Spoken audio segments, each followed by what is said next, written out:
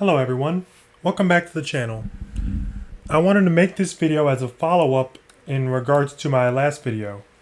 The last video on my channel was talking about frost resistance gear for Saffron and why I believe that Warlocks may not necessarily need quite as much as other DPS and that Frozen Runes should be prioritized to other classes because Warlocks have the ability to if they're playing like DS Rune or whatever, to use their Demonic Sacrifice Voidwalker to passively heal themselves to make the healer's lives easier, right? Because the whole point of wearing Frost Resistance is to make your healer's life easier, right? Because it's a very healing intensive fight. And all the points that I made in that video still stand, pretty much. Talking about, basically the main idea is that you can use Demonic Sacrifice Voidwalker. Sucks losing 15% damage from Demonic Sacrifice Succubus, but it heals you a fair amount, making it a little bit more manageable to keep you up before you get all the epic Frost Res gear, right? All those points still stand. However, Demonic Sacrifice Voidwalker, like you see here, as I talked about in the last video, assuming you have 7,000 health, which is like if you're in raid with priest buff and consumes and Mark of the Wild and world buffs and stuff, I think is a somewhat reasonable expectation to have about 7,000 health in fighting Saffron, right?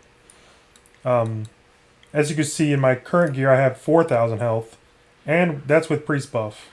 But that's because I'm wearing like full Bloodvine, right? I'm not going to be wearing this for Saffron. I have very little stamina in this gear because of Bloodvine.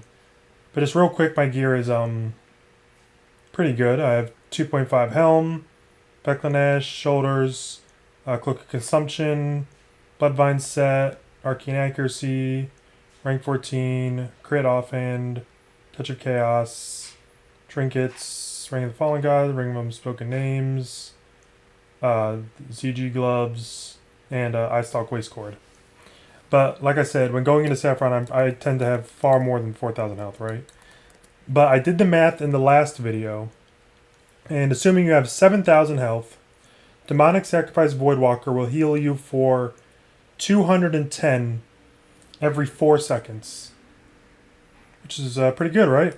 210 every 4 seconds definitely will help you out. But there's a better answer, or a better way of going about it, that's been sitting in front of my face ever since day one. SM Ruin. Instead of Demonic Sacrifice Ruin with you sacrificing Voidwalker, what if you just play SM Ruin? Well, there's a really good reason. One, you get Shadow Mastery.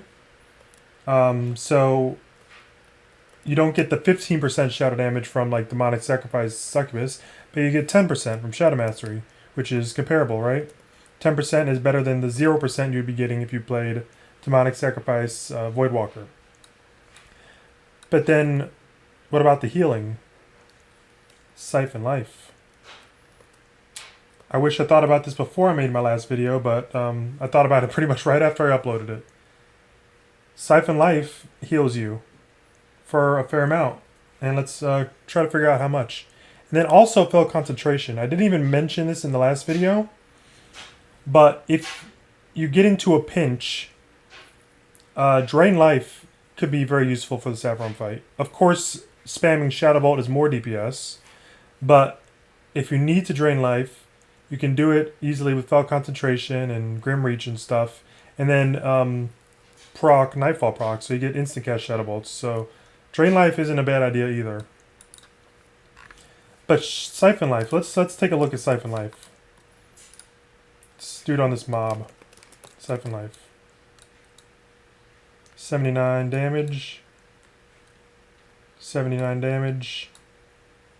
79 damage. And of course it's healing me for that 79 damage as well. Let's read it. Transfers 49 health from the target every 3 seconds. Well, it's doing 79. Why is that? Well, let's do a little bit of math. So I have 585 spell power, right? And instant cast spells have a 0.43% spell power coefficient. So if you just do a little bit of math, you do 585 times 0.43 to get a 251. That's how much damage will be added to your Siphon Life throughout the entire duration of it with 585 spell power. And Siphon Life ticks every 3 seconds for 30 seconds, so 10 times. So if you divide 251 by 10, you get 25. And then, let's see, 49 plus 25, 74. Not quite adding up. But what you need to do is take into account Shadow Mastery, right? So the way it works in Classic WoW is you do the 49 damage from Siphon Life, multiply that by 1.1, and that gives you 54. And 54 plus the 25 from my spell power, boom, 79. So using that logic, we can determine about how powerful we expect our Siphon Life to be in Raid. So let's think about this for a minute. So in Raid, I'm going to assume you probably have at least Curse of Shadows. Maybe not Shadow Weaving, but let's say you have Curse of Shadows. So 49 times 1.1 to give you 54 for the Shadow Mastery. Multiply that by 1.1, give you 59. But then let's also think, well, you probably have some consumes, right? So leave that 59 on the back burner for a moment. 585 spell power on my current gear. Plus, you have 40 for Elixir of Shadow Power. We get 35 for a Greater Arcane Elixir.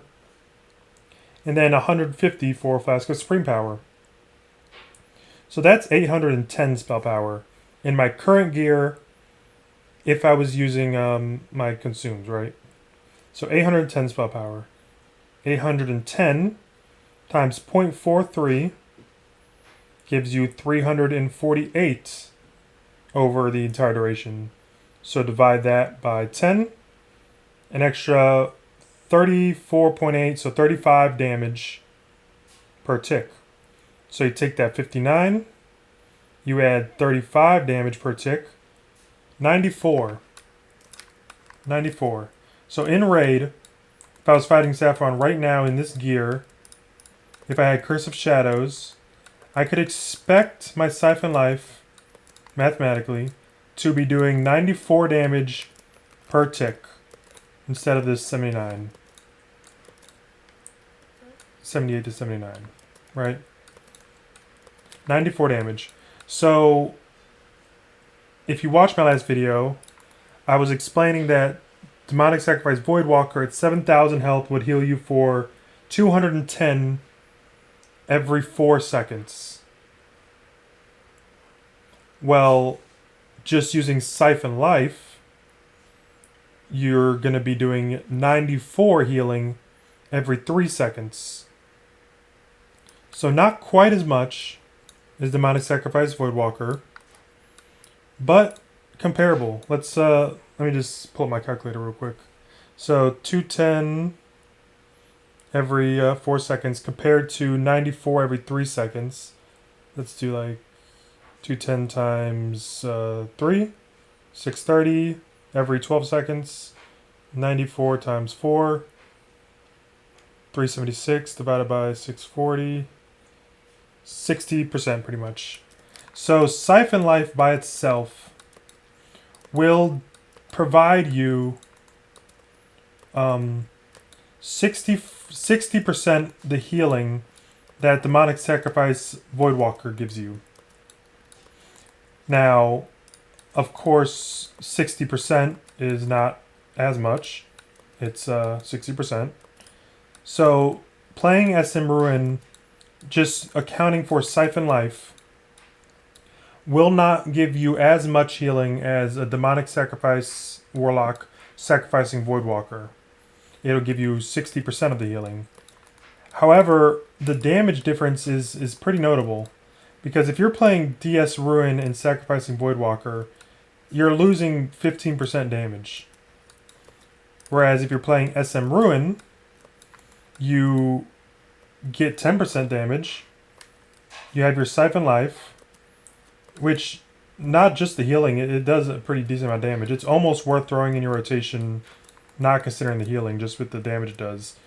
Like if it's ticking for 94 10 times, that's 940 damage for an instant cast.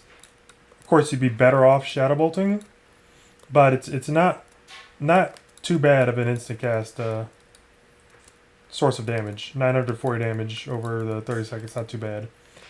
But then you also get Fell Concentration, and you could even spec into Improved Drain Life if you want. And then you can rely on Nightfall procs. So my actual plan was, as of yesterday, to play Demonic Sacrifice Voidwalker. Sacrifice my Voidwalker to gain passive healing in order to make it easier on my healers and make it a little bit easier on my guild to not necessarily need to give me Frozen Runes as fast as everyone else. But my new plan is, I think, just mathematically, for my DPS and for also healing myself, SM Ruin is a better way to go about it. You still get that 10% shadow damage, and then Siphon Life is at least comparable to Demonic Sacrifice Voidwalker. It is 60% as effective, assuming, you know, what I assumed with the consumables and having 7,000 health or whatever. But it's about there, right? About 60% as effective. And then if I feel like I'm getting into a pinch, I'm just going to stop casting Shadow Bolt for a little bit and drain some life. In this current gear, my drain life ticks for, you see, 137. And that's without the flask, without the consumables and all that. So, not bad healing there either. By any means. And then, if I feel like we're kind of struggling, I might just primarily cast Drain Life and then just Shadow Bolt on Nightfall procs. Your DPS will kind of suck, but it should really help your healers. Like, the rotation would be throw up your Curse, throw up your Corruption, throw up your Immolate, throw up your Siphon Life, and just Drain Life, maintain dots, and then Shadow Bolt on a Nightfall procs. And you're not going to be doing top tier DPS, but as far as just the whole raid is concerned, not a bad way to go about it.